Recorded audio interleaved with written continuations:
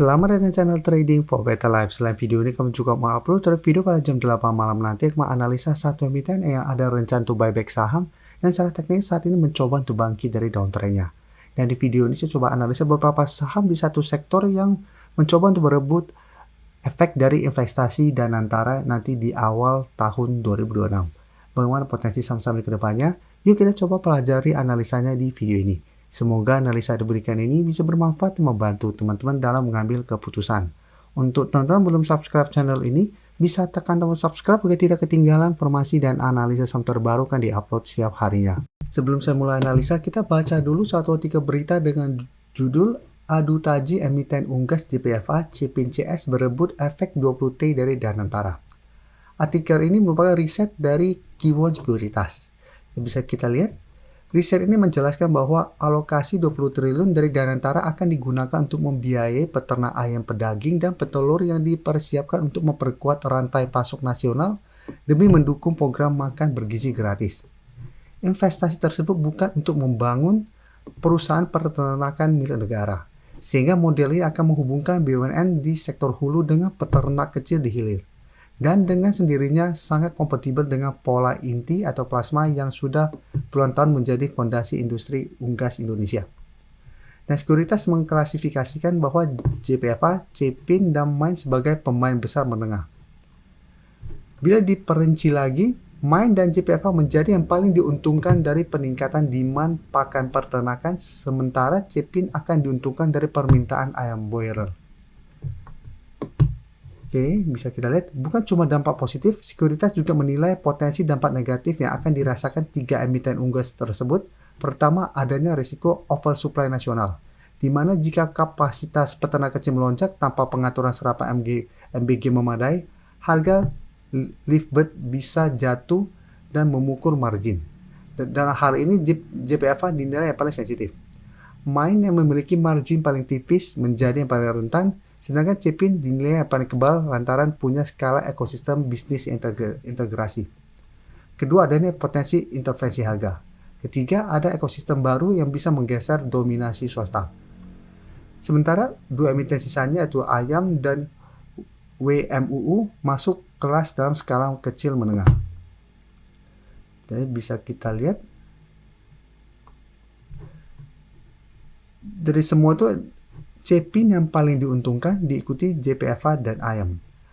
Main mendapatkan manfaat tetapi profil resiko paling tinggi.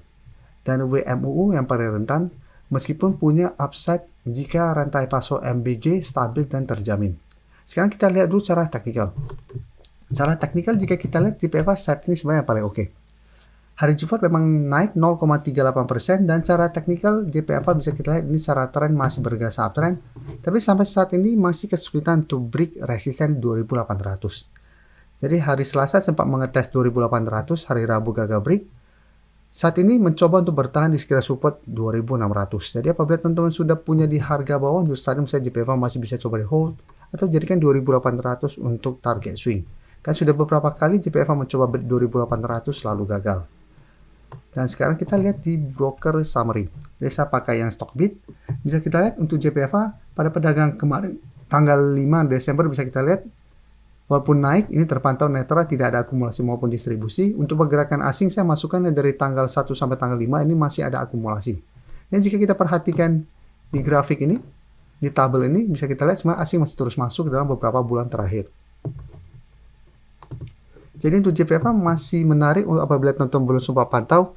Untuk minggu depan apabila mau coba pantau, masa lebih oke coba tunggu di sekitar 2600 sampai 2580. Apabila JPFA minggu depan terkoreksi ke target harga ini masih bisa bertahan, masa masih bisa coba entry dengan target swing jangka pendek di sekitar 2800. Jika tembus di bawah 2600, masa lebih oke coba tunggu di sekitar 2400 sampai 2380. Atau dekat dengan garis EMA 50 yang saat sekitar 2370. Dan bisa kita lihat, JPFA belum sempat menyentuh kembali garis EMA 50 setelah berhasil break garis EMA 50 150. Jadi selama masih kuat di atas garis EMA 50, teman-teman masih mau hold, misalnya masih bisa coba di hold. Sekarang kita lihat Cepin. Cepin secara teknikal tidak se-oke JPFA. Cepin sampai saat ini masih mencoba untuk naik di atas garis EMA 50 150. Walaupun sempat beberapa kali mengetes 4.850, tapi secara candle garis EMA 50 150 untuk CPIN belum terkonfirmasi break. Dan saat ini bisa kita lihat garis EMA 150 di sekitar 4.740, garis EMA 50 di sekitar 4.760. Dan pada perdagangan hari Jumat ini masih ditutup di harga 4.770 dan candlenya tidak begitu oke. 3 hari terakhir candle merah walaupun sempat ada shadow ke atas mencoba untuk break 4.850. Nah, untuk CPIN bisa kita lihat di sini. Ini juga sama, asing juga terpantau 1 minggu ini masih masuk. Secara keseluruhan juga asing sebenarnya masih masuk akumulasi juga untuk saham CPIN. Dan jika kita lihat ini masih ada sedikit akumulasi. Jadi untuk CPIN apabila teman-teman saat ini baru mau coba pantau the entry, lebih oke saat ini coba tunggu kembali di sekitar 4.730 untuk target entry-nya. Target swing jangka pendek di sekitar 4.850 atau hold satu sama CPIN tidak turun bawah 4.700 dengan target lebih jauhnya di harga 5.000. Sekarang kita lihat saham Main. Saham Main bisa kita perhatikan secara teknikal saat juga masih mencoba untuk naik di atas garis EMA 50 juga masih gagal. Secara pergerakan sebelumnya Main juga bergerak sangat tren. Setelah mencoba break garis EMA 50 berhasil break garis EMA 150. Main bisa bertahan di garis EMA 50 150. Jadi setelah itu berhasil rebound naik tinggi, mencoba untuk naik di atas 950, Main gagal. Saat itu bisa kita pelan-pelan mulai membentuk low. Dan saatnya malah turun bawah garis EMA 50. Jadi jika kita perhatikan garis EMA 50 di harga 785 saat ini sudah berubah menjadi resisten. Sedangkan support EMA 150 bisa kita lihat di sekitar 745 sampai 750. Jadi sebelumnya Main sempat mengetes garis EMA 150 ini masih bisa bertahan dari bawah. Tapi mencoba naik di atas garis EMA 50 dan 800, Main ternyata gagal dan kembali melemah. Dan bisa kita lihat di sini, ini menarik. Walaupun kenaikannya candle tidak begitu oke, terpantau ini ada akumulasi dengan jumlah lumayan besar, walaupun asing memang terpantau masih terus keluar. Jadi untuk Main apabila teman-teman mau coba entry untuk saat ini misalnya lebih oke, tetap tunggu kembali di sekitar garis EMA 150 sampai 750.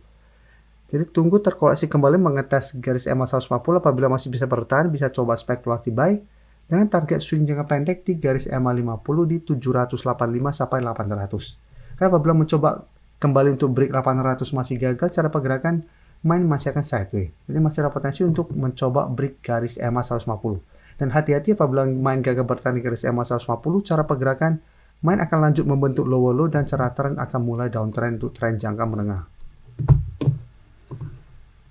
YouTube Trading for Better Life sudah mempunyai fitur membership. Jadi fitur membership ini apabila teman-teman mau join, bisa tekan tombol join ini. Bisa kita lihat di sini. Cukup dengan 29.900 atau 30.000 per bulan, teman-teman akan menjadi bagian atau member dari channel YouTube Trading for Better Life. Jadi teman-teman bantu mensupport channel ini.